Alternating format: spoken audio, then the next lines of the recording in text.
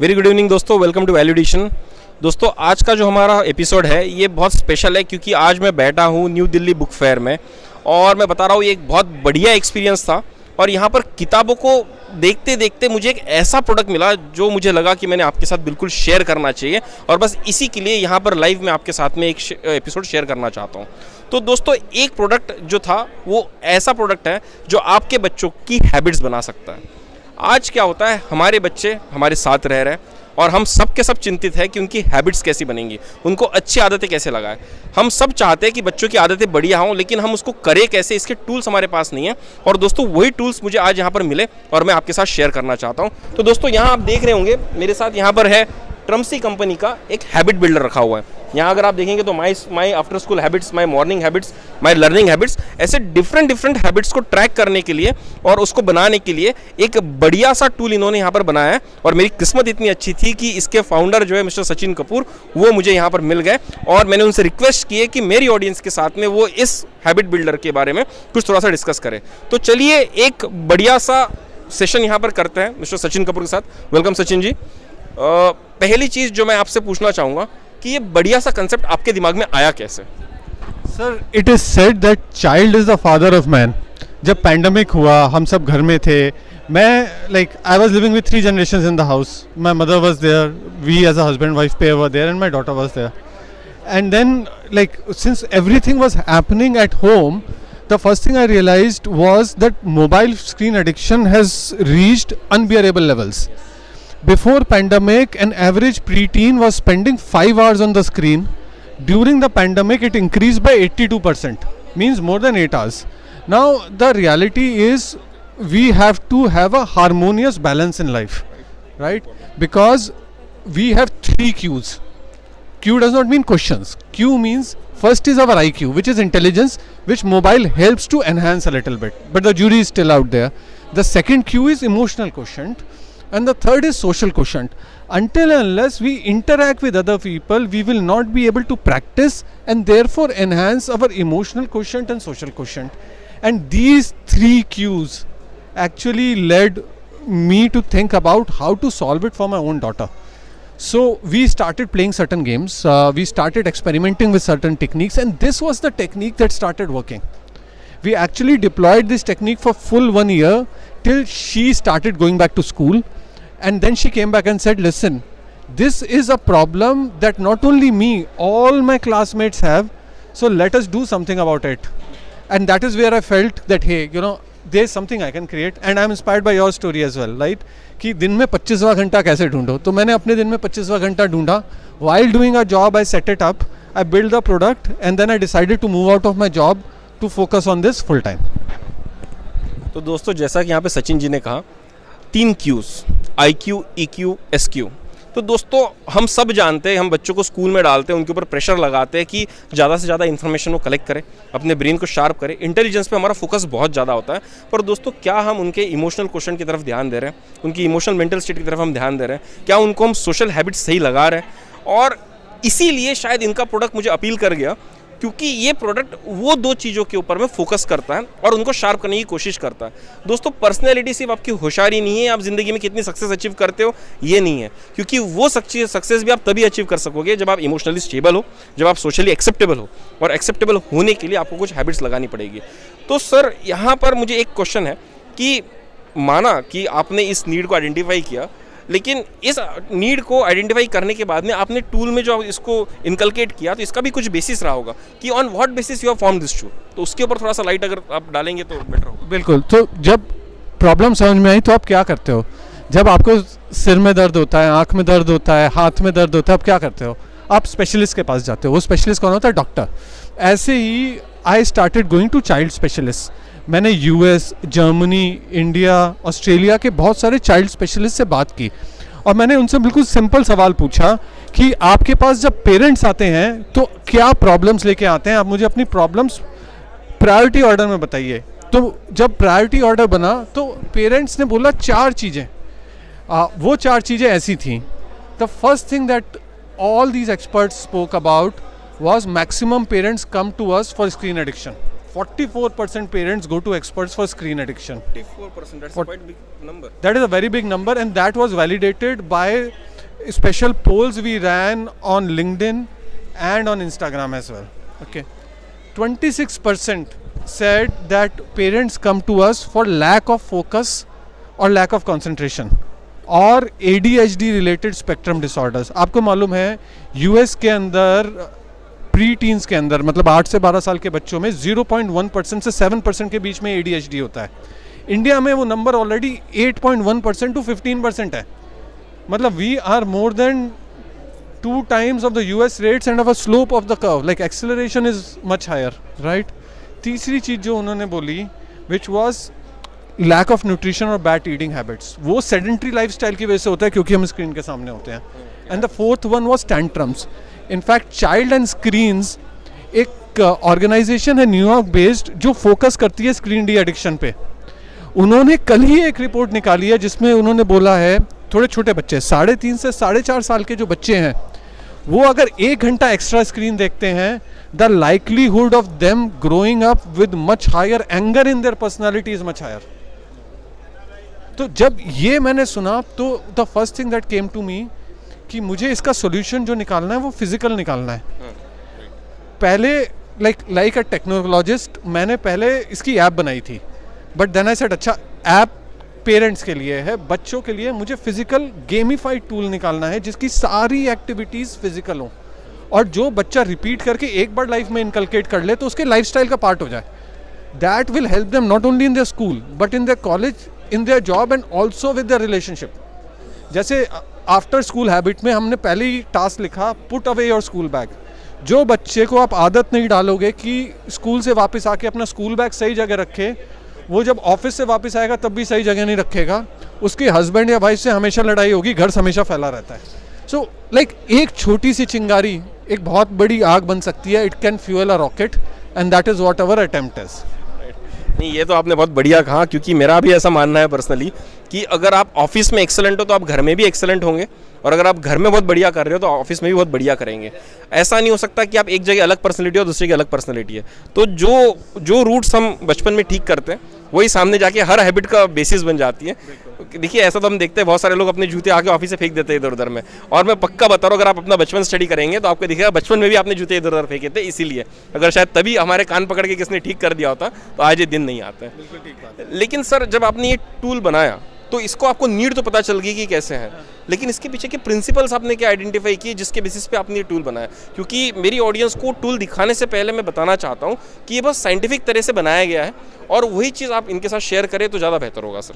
हाँ, तो हमने जो टेक्निक बनाई वो RRR मूवी के बेसिस पे बनाई क्योंकि आजकल तो नाटू नाटू को ऑस्कर भी मिल गया है, वोग में चल रहा है. वोग में चल रहा है बिल्कुल. तो RRR के अंदर 3 R हैं, राइट? अब वो RRR क्या है? प्राइमरली पॉजिटिव पेरेंटिंग अप्रोच में हमने हैबिट लूप फिक्स किया है. पहला R है आपका रूटीन. आपको कोई भी रूटीन रिपीट करना होता है for more than 21 days to form a habit. 21 दिन से ज़्यादा करना होता है, राइट? साइंटिफिकली प्रूवन है कि 21 दिन से ऊपर करने का तो इनकलकेट हो जाएगा. अलग अलग रूटीन का अलग अलग ड्यूरेशन होता है बट 21 मिनिमम है, राइट?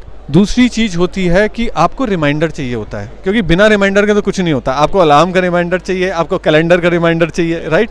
हम सब धीरे धीरे रिमाइंडर्स के अधीन होते जा रहे हैं तो रिमाइंडर तो चाहिए ही चाहिए. और तीसरी चीज़ है रिवॉर्ड. रिवॉर्ड क्यों चाहिए? क्योंकि कोई भी बच्चा तीसरे दिन तक सेम रूटीन को रिपीट करके बोर हो जाता है और कोई भी एडल्ट 7वें दिन तक बोर होना शुरू हो जाता है. बट रिवॉर्ड क्या करता है? इंस्पायर करता है. रिवॉर्ड आपको ये इंस्पायर करता है कि अच्छा मैं 3 दिन तो आ गया, मैं थोड़े दिन और करूँगा, मैं थोड़े दिन और करूँगा. It becomes like a game in your mind. So हमने ये RRR टेक्निक यूज़ करके we have kind of build this tool and this is like 100% scientifically proven क्योंकि we actually leverage 6 child psychologists, okay, who are between sleep experts, nutrition experts and also clinical psychiatrists, clinical psychologists who amongst themselves had more than 100 years of experience.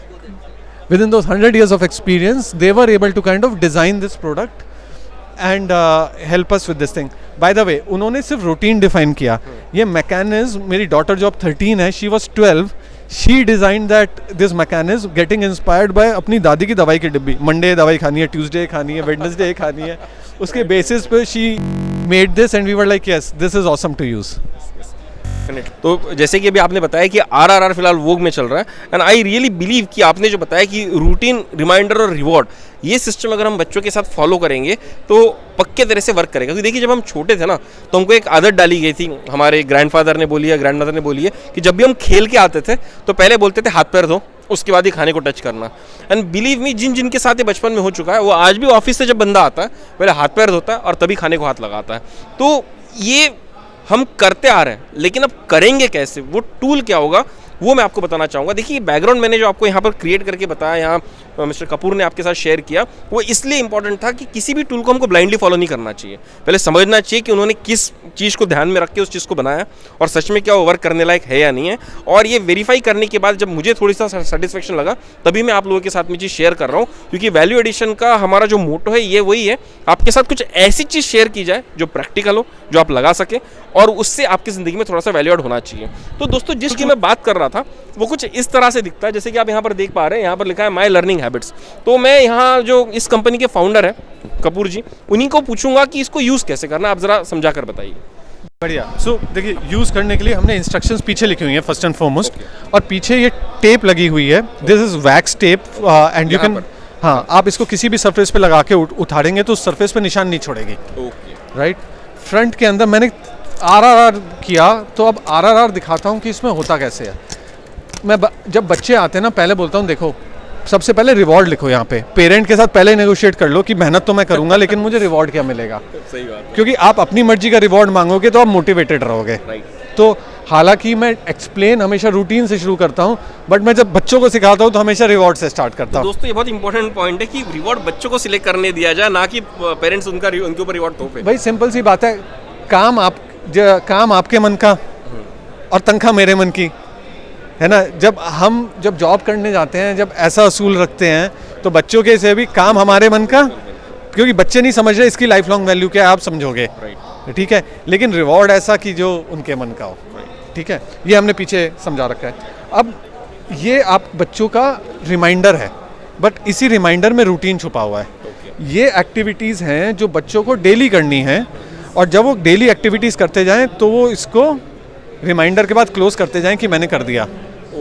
और अगर सारी activities complete हो जाएं तो parent को यहाँ पे एक दिन टिक ऑफ कर देना है। हमने 48 डेज तक की वैल्यू दी है, पूछिए क्यों। अभी तो हम 21 दिन की बात कर रहे थे। 21 दिन में हैबिट फॉर्म होनी शुरू होती है। फॉर मोस्ट हैबिट्स 42 डेज तक पक्की हो जाती है। So 21 to form a habit, 42 to form a lifestyle. हमने 6 एक्स्ट्रा डेज दिए हैं क्योंकि कभी ब्रेक हो जाता है, कभी बच्चे की कभी तबीयत ख़राब हो जाती है, कभी sometimes you have to kind of go out somewhere, तो आपका रूटीन ब्रेक हो जाता है, इसलिए हम इतना देते हैं। अब जैसे लर्निंग हैबिट कार्ड है, now this is scientifically research, each of these activities ये ईजी एक्टिविटी से स्टार्ट होता है और हैबिट स्टैकिंग करते हुए हार्ड एक्टिविटीज़ की तरफ जाता है। Let me explain this to you. पहला, क्लीन योर लर्निंग स्पेस। जब आप भी पढ़ाई करते होंगे एज पेरेंट्स, तो पहली चीज़ आपको यही होता है कि भाई आप जहाँ भी पढ़ाई करो, जो भी काम करो, उस जगह को साफ रखो, ऑर्गेनाइज रखो। Second thing is put away your distractions, your mobile और योर टैबलेट। आप दूसरे कमरे में रख के आओ ताकि नोटिफिकेशंस ना बजें। जब मैं पढ़ाई करता था ना, अगर डेबोनेयर और फिल्म फेयर साथ में पढ़ी हैं तो पढ़ाई कहाँ से होगा, उनको तो दूर रख के। हमारे देखो, मेरे टाइम में मैगजीन्स थी, हमारे टाइम के अंदर मोबाइल है, right. Meditate for a few minutes. देखिए जनरली जब हम कंटेंट कंज्यूम करते हैं, हमारा ग्लास एक भरे हुए पानी की, हमारा दिमाग एक भरे हुए पानी के ग्लास की तरह हो जाता है। आप और पानी डालेंगे छलक जाएगा। हमारा दिमाग एक पाइप की तरह होना चाहिए, आप उसमें पानी डालें वो बह के निकल जाए, राइट। सो हमारा दिमाग क्या है, लाइटर फील करेगा। That is why meditation is important. 1 minute भी ध्यान लगाएंगे तो काम होगा, ठीक है। Next is pick a subject to study. एक सब्जेक्ट क्यों पिक करना है, बिकॉज आप एक से ज़्यादा सब्जेक्ट बच्चा पढ़ने की कोशिश करेगा तो कंफ्यूज्ड ही रहेगा, खिचड़ी हो जाती है। Now next is revise a previous lesson. Now this is very important. Don't start with a new topic. हम बच्चे से बोलते हैं नया क्या पढ़ा, नहीं, आप बोलो जो ऑलरेडी पढ़ा हुआ है उससे स्टार्ट करो। उससे क्या होता है, कॉन्फिडेंस आता है। कॉन्फिडेंस आने से नई चीज़ सीखने की कैपेबिलिटी 2 टाइम्स हायर हो जाती है, right. Then is practice assessments. आपने जो रिवाइज कर लिया, आप उसकी असेसमेंट्स प्रैक्टिस करिए, you will feel much better. Then you glance at the next topic. Next topic को पहली बार में पक्का करने की कोशिश नहीं करना चाहिए। We retain 50 to 60% what we glance over the first time, right. लेकिन हमारे यहाँ जो एग्जामिनेशन सिस्टम है कहता है भाई आपको सब कुछ आना चाहिए, 70, 80, 90% आना चाहिए। तो उसका तरीका बार बार रिवाइज करना है, उसका तरीका पहली बार में सब रटना नहीं है। आप पहली बार रिपीट करते जाएंगे, वो जितना घुस गया उससे 10% से ज़्यादा एक्स्ट्रा नहीं आ सकता अगर आप 2 घंटे तक उसको रिपीट करते रहेंगे। And the next one is, जो आपने ग्लांस कर लिया ना उसके पॉइंट्स लिखने की कोशिश करिए। जब आप लिखोगे ना तो आपका रिकॉल हो जाएगा, and that is like 1 and 2। Next time when you study the same subject you revise and exercise 1, 2, 3 and 4। आप ये मान लीजिए बच्चे के लिए इतना बहुत है। 7 बार पढ़ ले तो ज़िंदगी भर नहीं भूलता, 4 बार पढ़ ले तो साथ साथ काम। बट ये रूटीन जो लर्निंग का हो जाएगा, स्कूल में काम आएगा, लाइक कॉलेज के अंदर काम आएगा, एंट्रेंस एग्जामिनेशन में काम आएगा। और सी आजकल की जॉब में भी always be learning, growth mindset को तो यही बोलते हैं ना, always be learning. So it will come in kind of handy like that. और मुझे सबसे अच्छी बात पता है इसकी क्या लगती है, ये रीयूजेबल है। आप पहले दिन फ्लिप करेंगे, सेकंड डे फिर से ओपन कर दीजिए, फिर से फ्लिप कीजिए, और एक ही कार्ड में आपकी हैबिट बन जाएगी। और अगर आप कोई ऐसा पेन यूज़ कर सकते हैं जिसको आप फ्यूचर में मिटा सकते हैं, तो सेम कार्ड आप अपने दूसरे बच्चे के लिए भी ट्राई कर सकते हैं या किसी को गिफ्ट कर सकते हैं, ताकि उनके बच्चे के लाइफ में भी एक बढ़िया सा वैल्यूडेशन हो सके। तो दोस्तों इसी तरह से जैसे यहाँ पर कपूर जी ने बताया कि माय लर्निंग हैबिट्स, उसी तरह से अलग अलग चीज़ें हैं। माय मॉर्निंग हैबिट्स की सुबह उठने के बाद मुझे क्या करना चाहिए, my after school habits, my bed time habits कि सोते वक्त मुझे क्या क्या चीज़ करनी चाहिए। तो ऐसे एक 6 चीज़ों का सेट इन्होंने बनाया है, जो आप चाहे तो अपने बच्चों के लिए यूज़ कर सकते हैं। आप एक से भी स्टार्ट कर सकते हैं, चाहे तो आप सेट के साथ भी स्टार्ट कर सकते हैं। बट मैं आपको बताऊंगा, बूंद बूंद से घट भरता है। आप शुरू कीजिए और धीरे धीरे आपको रिजल्ट आएगा। और ये चीज़ आपको मिलेगी कहाँ से, इस चीज़ का लिंक मैंने डिस्क्रिप्शन बॉक्स में डाल दिया है, तो आप चाहे तो ऑनलाइन इसको ऑर्डर कर सकते हैं। करके देखिए, कुछ ना करने से तो कुछ नहीं होने वाला है, लेकिन अगर आप कुछ करके देखेंगे तो मैं बता रहा हूँ जरूर थोड़ा सा, अगर 1% भी अगर आपके बच्चे की जिंदगी में डिफरेंस आता है, तो वो 1% उसकी जिंदगी में जाके एक बहुत बड़ा कंपाउंडिंग इफेक्ट लाएगा। और मुझे पता है कि चीज़ें करने से होती हैं। अगर आप करेंगे, आप चाहते हैं कि आपके बच्चे की हैबिट सही हो, तो इसको फॉलो करके देख सकते हैं। तो दोस्तों उम्मीद करते हैं आज का एपिसोड और आज का जो इंटरेक्शन मिस्टर कपूर के साथ मैंने यहाँ पर किया, ये आपको बढ़िया लगा होगा। अगर आपको पसंद आया तो फॉलो करके देखिए, और अगर आपके बच्चों को इससे रिजल्ट आता है तो जरूर शेयर कीजिए अपने दोस्तों के साथ, अपने परिवारजनों के साथ, ताकि उनके जिंदगी में भी एक छोटा सा वैल्यूडेशन हो सके। तो चलिए दोस्तों, फिर मिलेंगे एक नए डिस्कशन के साथ, एक नई कहानी के साथ। तब तक के लिए सब्सक्राइब कीजिए हमारा चैनल वैल्यूडेशन। धन्यवाद।